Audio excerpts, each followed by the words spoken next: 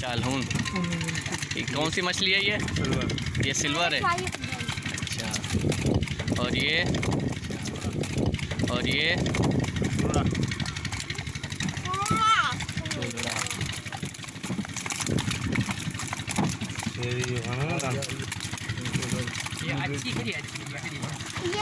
ये वाली ये सिल्वर ये ठेरी ठेरी। ये भी ठेरी मुंडी मच्छे भाई ये मुड्डी सोल खाइए मुंडी मोरा को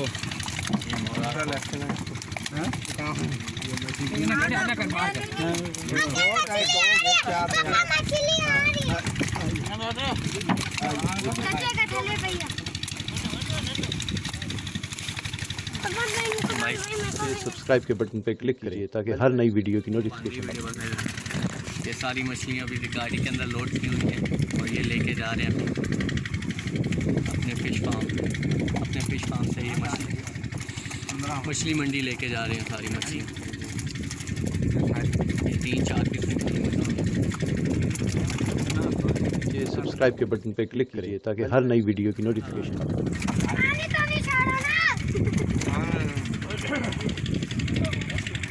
ये सामने फिश फार्म था जिसके अंदर से ये मछलियाँ भी निकल।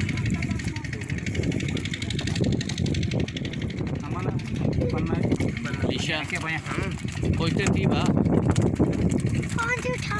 नीचे सब्सक्राइब के बटन पे क्लिक करिए ताकि हर नई वीडियो की नोटिफिकेशन आपको मिल जाए।